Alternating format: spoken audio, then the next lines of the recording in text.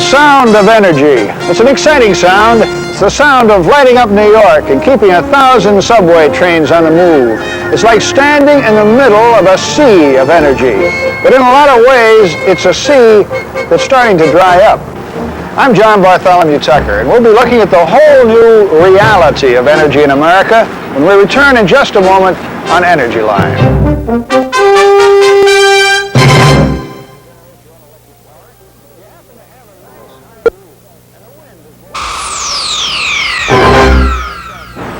With us is Susan Miller, Special Energy Consultant to Energy Line.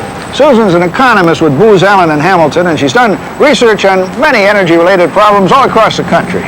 Energy Line will show you some of the things you can do to get a handle on the energy crisis in your life. Things you can start to do right now to save energy, to make it cost a lot less, and even how to get started making some energy for yourself.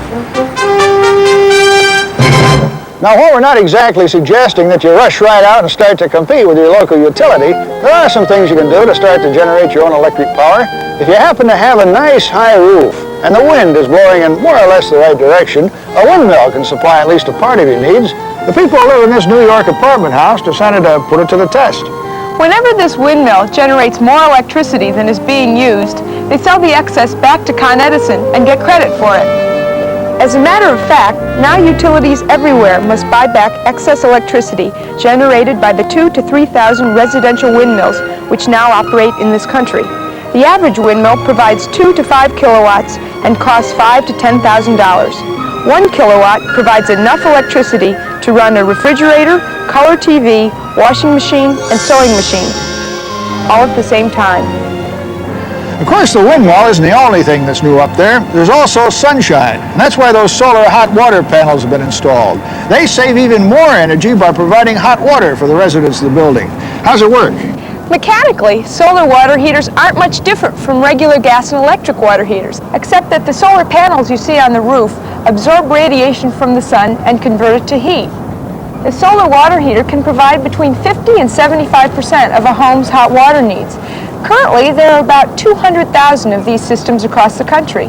How much do they cost? They cost around $2,500, but if you take advantage of the 40% federal energy tax credit, the payback on the system can be between 5 and 7 years. Wait a minute, I've heard of feedback and I've heard of kickback even, but I never heard of payback. What's that? Payback means that the system will pay for itself in energy savings within 5 to 7 years. As a matter of fact, depending upon the type of fuel you use and how you finance the system, the monthly energy savings from the system can exceed the monthly payments for the system from day one. We'll be back with more Energy Line in just a moment.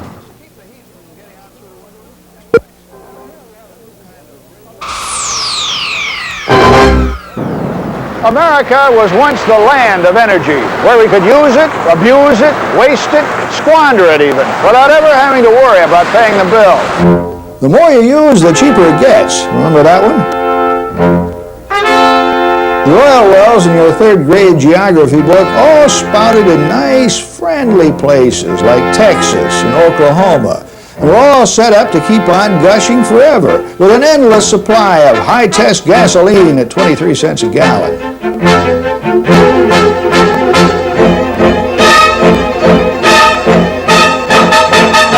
If anything has really brought the reality of energy to our attention recently, it's the steadily rising cost of getting around in our favorite mode of transportation, the automobile. Americans and the automobile are almost inseparable. And so, while the cost keeps on going up, we keep right on driving. Of course, a lot of us don't have too much choice. Except in large cities, public transportation simply doesn't exist. Suburbia, like California, was built with only one kind of transportation in mind, the private automobile, or two, or three, or more. Apart from changing our driving habits, like taking a cab or public transportation, some of the biggest changes must take place in the tank or under the hood. Increasing mileage is one sure way of saving energy. Take this cab. Its average mileage has increased by about 15% since a special lubrication compound called Tefplate was added to the engine oil. The compound is added to the regular engine oil to reduce friction inside the engine. And since the engine can be made to work more efficiently, we can also save more on gas. With less oil and less gas being used, we could all be ahead of the game. Of course, when we talk about making an engine run more efficiently or about putting something different into the tank, like gasohol or even pure alcohol, as some people have done, we're still talking about the good old internal combustion engine, that power plant under the hood that's been keeping cars on the go since the days of the first horseless carriages. Perhaps what we need is something new to make the wheels go around. Or to be completely honest about it, a new look at an old idea, the electric car. If we go back to the time when the first automobiles appeared on the streets of America, the familiar gasoline engine was only one of several approaches to the question of motive power. The very first self-propelled vehicles ran on steam, and at the turn of the century, the classic Stanley steamer looked to some people like the last word in cheap, reliable transportation. In fact, the word chauffeur comes from the French and originally referred to the man who kept the fire burning. Of course, they also tried other things like naphtha and coal gas and our old reliable alcohol, and to some extent they all worked. But because of the cheapness and availability of the fuel itself, just about everyone settled on gasoline as the way to go. Well, not everyone. Some stalwarts still believed in the electric car. It was clean, it was smooth riding, and it was, above all, quiet, which in those days meant that it wouldn't scare the horses. It was also rather slow, but with the horses still setting the pace on city streets, speed and power didn't really matter. Unlike its often cantankerous, foul-smelling, backfiring gas buggy brethren, the electric car was more genteel, and therefore became the ideal car for little old ladies. But with the steady development of quieter, more reliable gasoline engines, the electric car all but vanished, or perhaps went into temporary retirement.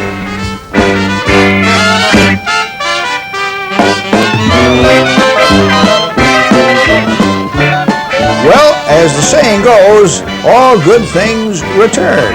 And with gas prices on the way up, and the need for a clean, reliable vehicle, the electric car is back. But this time around, it definitely isn't just for little old ladies. Today's electric cars come in all shapes and sizes, with emphasis on the needs and the driving habits of the user, all the way from our sports car to a tricycle. Vehicles that are just right for neighborhood shopping trips or that ride down to the station.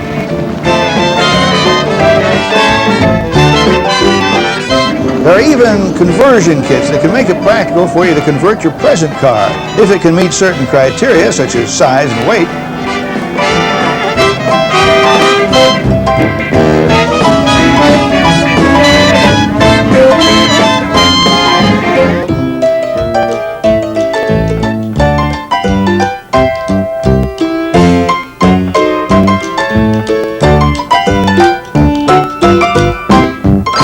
Boy, things sure have changed for the electric car, but then a lot has happened to electrical propulsion since the last man yelled, "Get a horse!" A lot of research has changed our thinking on the subject of batteries, especially about how to get more power, more speed, and greater efficiency from an electric motor. Hey, how fast can this car actually go? Well, John, I had to do 75 miles an hour to catch up with you. Come on, I wasn't doing over 50. Can it really go 75 though? Yes, it can. I was about to say, how many miles do you get on a gallon, but I better not. How many miles do you get on a charge? Well, that really does depend on how fast you're going. But at 55 miles an hour, this car can go up to 75 miles before it needs a recharge. Ooh, that's a long ways. And how long does the recharge take? Well, it takes about 5 hours on 220 voltage, but there's being a lot of research done in this area, and pretty soon there'll be a battery that can be recharged in as little as 45 minutes. That's fast. It occurs to me this would be a perfect car for a commuter. Yes, it would. And you know, 90% of all commuters could go back and forth to work in a car like this, and that'd do a lot to solve our pollution problems. Hey, look behind you. That's what I call an interesting-looking car. That's a gasoline-powered microcar, and that gets 75 miles per gallon. What's that car called? That's the commuter car. What would it cost if I wanted to buy one? Around $5,000. And it only costs a penny and a half a mile to operate. I noticed that the Long Island Lining Company and Con Edison are both driving electric cars. The utilities are trying anything that can conserve energy, and they're also exploring new ways of producing energy. Well, shall we go home? Sure. Okay.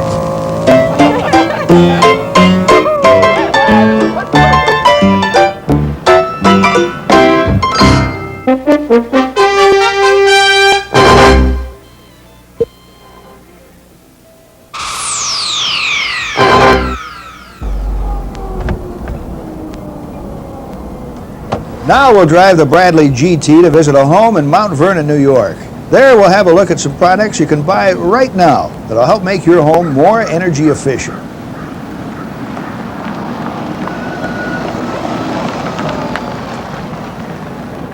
Well, that was easy. This is the house I was telling you about. Now, if there's one place where we focus our concerns about energy, and in particular what it's costing us, it's right here, around the home. Part of the trouble is most of the homes we live in were built back in the days when energy didn't cost so much, when heat and light didn't take such a big bite out of our paychecks. Now, if we were to start from scratch and design a home built around what we now know about cutting the cost of energy, well, things would be a lot different. For example, with a traditional fireplace, we do get a lot of atmosphere, but the trouble is most of the heat and most of the money we pay for heat goes right up the chimney where we don't want it. Attempts to improve this situation go all the way back to Benjamin Franklin, who thought a lot of pennies could be saved and earned by designing not a better mousetrap, but by designing a better stove, namely the Franklin stove. Nowadays, there are dozens of manufacturers throughout the country selling all kinds of stoves and heating devices. Some stoves are the primary source of home heating, and some are supplementary. There are currently 7 to 8 million wood-burning stoves and fireplace inserts in homes across the country. Most burn wood, some burn coal, and some newer ones even burn wood chips. The styles and designs can suit almost anyone's taste. I know this is a fireplace, but it's a little bit different. What kind of fireplace is it? This is called a fireplace insert. This particular one happens to be manufactured by Thermograte, but there are many manufacturers and styles of the fireplace insert. This combines the charm of the traditional fireplace with some very new ideas that can keep you a lot warmer, make the fireplace a whole lot more efficient, and therefore keep your energy costs down. The fireplace insert fits into an existing fireplace and turns that highly inefficient heat producer into an efficient one. There are two design features that make this wood and coal burning unit very efficient. First, it has doors that fit tightly, which allow you to control the flow of air into the unit. Second, the heart of the unit is a heat exchanger system constructed as a series of C-shaped stainless steel tubes. These tubes warm room air that would normally go up the chimney. This warm air blows out of the upper tube openings and is replaced by cool air, which is drawn in off the floor by the bottom tube openings. Fireplace inserts of this type range from $500 to $800. This particular stove has a lifetime guarantee. Now I get to use the new term you taught me. What's the payback time on this fireplace? Thermograte has found that many of its customers can receive payback in as little as 2 to 3 years. Another big energy user in any home, the hot water heater. The average family uses about 60 to 80 gallons of hot water a day. This is the heat pump water heater. It's built by Fetters. The heat pump works by taking heat from the surrounding air and raising it to a high enough temperature to heat the water. And hot water is something that really eats into your energy budget. This unit will save you up to $180 a year if you heat your water with electricity. This heat pump costs between $700 and $800, and the payback can be as low as 3 to 4 years. If you heat your water with natural gas, it's probably not a wise investment at current rates. But with the coming deregulation of natural gas prices, the cost of that energy source may climb to a level where a heat pump will become a reasonable investment. They wanted me to take a shower for this, but I didn't think it was necessary. Seriously, here's a device you can find in many hardware stores. You can save up to 75% of the hot water used for showers. Now, a family of 4, say, each showering every day, your payback is only 3 months. You can save up to $300 a year in your hot water bill. And in combination with a heat pump heating the water, you save a lot of hot water and a lot of cold cash. We managed to keep our kitchen bright and still cut our energy budget. For years, we've been told that fluorescent lighting is more efficient than the regular light bulb, especially since the fluorescent tube gives off more usable light and less waste heat than the old-fashioned light bulb. But there's something of a catch. Fluorescent lighting needs some additional hardware to make it work, like ballasts and starters. But those devices use up some of the energy that we're trying to save. Now we can have both more light and less energy consumption using a new fluorescent lamp that does away with the old-style ballast starter combination and uses solid-state components. It looks like this, and it fits inside the light fixture where you really can't see it. What you will see is the difference in your monthly electric bill. This device, like the heat pump water heater, has received the aid of the Department of Energy in its development. It can reduce the energy consumption of fluorescent lights by up to 19%. As a matter of fact, industry-wide, the savings potential of this device are in the range of $50 million a year. For the average apartment dweller or homeowner, if you are going to install new fixtures anyway, the ballast fluorescent light is definitely the one to use. Here are 2 more applications of the ballast fluorescent system. These are adapted to household lamps, and in this way the ballast technology is cost-effective for individuals. Both manufacturers, General Electric and EE Tech, have similar units. Both have a payback time of between 3 and 4 years.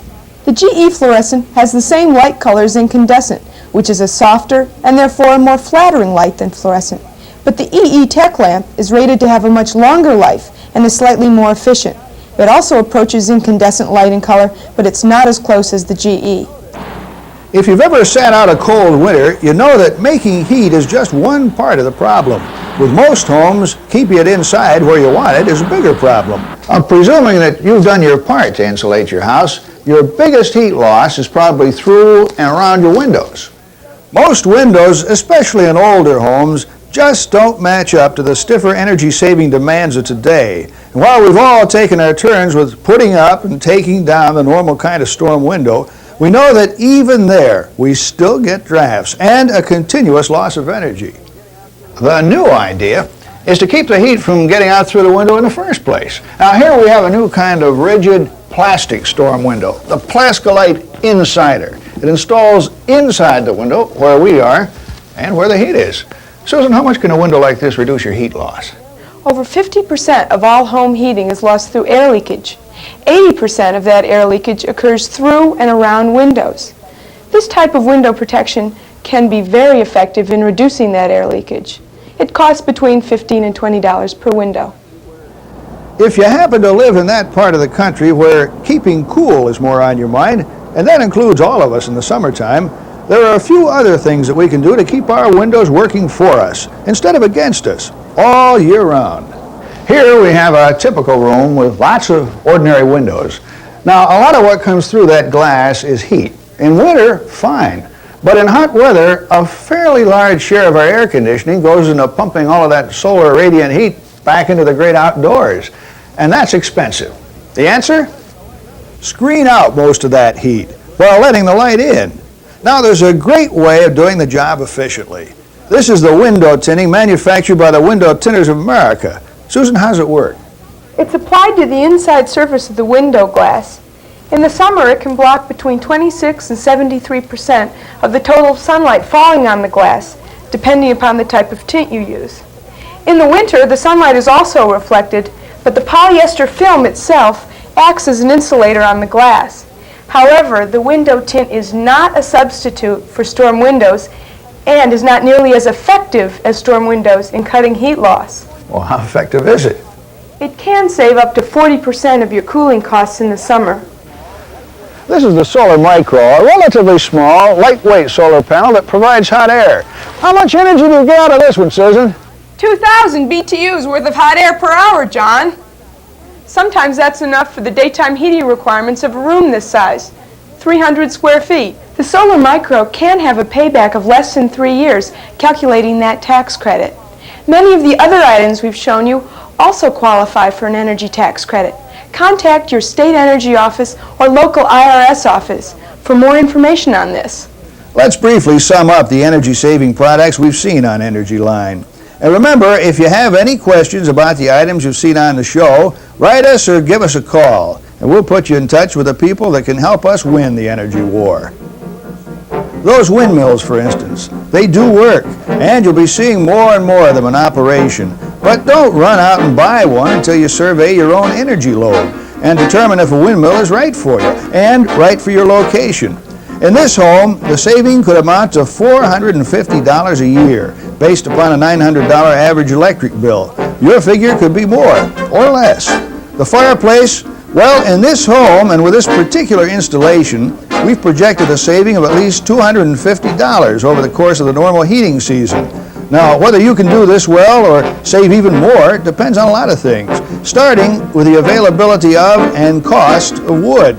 With your own wood pile, you're almost home free. If you have to buy your fireplace fuel, watch out and find out what it's going to cost before you tear the house apart. Heat pump water heaters help, saving you dollars by recycling lost heat. Again, be realistic and get the facts about your own home and your family needs. Determine your payback and then decide.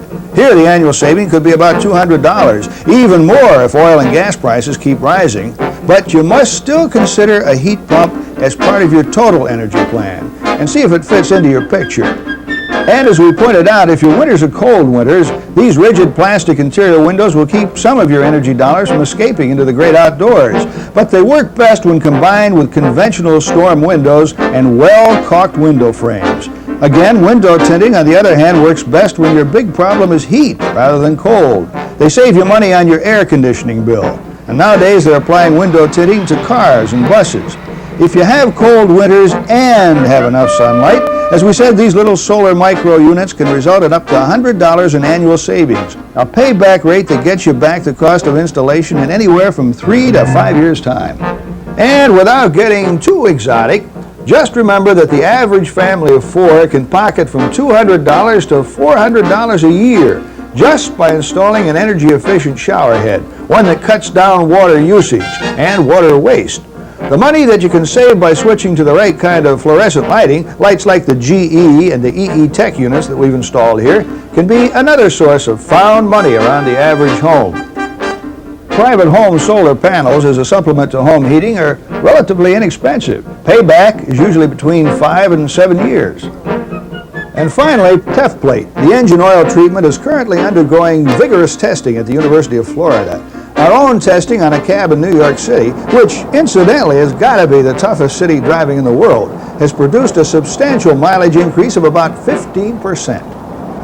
If you were to add up the items related to home energy conservation, they'd mean an investment of about $7,000. Now, if you're eligible in your area for that 40% energy tax credit, payback could be realized in 3 to 5 years. And after payback, it's dollars in your pocket. We've also seen how electric cars are moving out of the future and right in your driveway, at least to the point where, with the average short haul, a local driver can now think electric and save for a good part of his or her everyday driving, with even bigger things to come in the near future. More than that, we've seen how energy conservation is really just one more part of good personal and financial planning. That there's just no need to waste money, your money, on energy-wasting homes and cars and appliances, and certainly not when you have a choice. And when that choice is backed up by a lot of incentives, starting with those federal tax credits that let you keep and save even more of your energy dollar.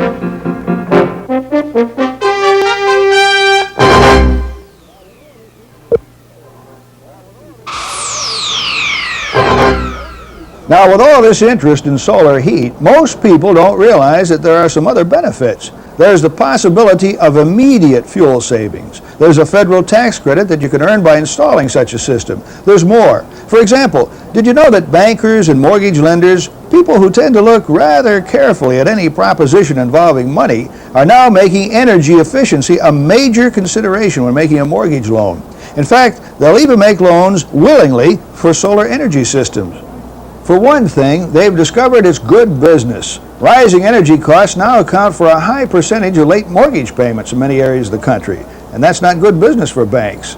They've also learned something else, that an energy-efficient home is and will be a more attractive property when it comes time to sell. And that's something you should think about too. Well, as we said up front, energy is a big problem. But as you found out, a lot of the answers are people answers. Things you can do yourself in that special part of the world you call home. Things you can start to do right now to save energy and your money. But after all, that's what Energy Line is all about. Practical ideas that work for you. Right, John. And if we've learned one thing, it's that saving energy doesn't mean unplugging your lifestyle and living in a cave. It does mean learning to live in today's world. And that means doing all the things you're used to doing, but in a new and better way. Would you like to drive by? Sure. That's good.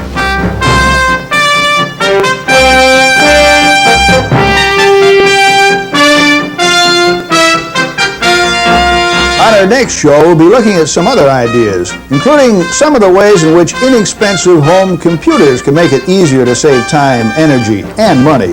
We'll also show you how important the interior design of your home can be when we measure its energy efficiency, and how solar energy can work for you, if you know how to be realistic about its limitations. All of this and more, right here on Energy Line.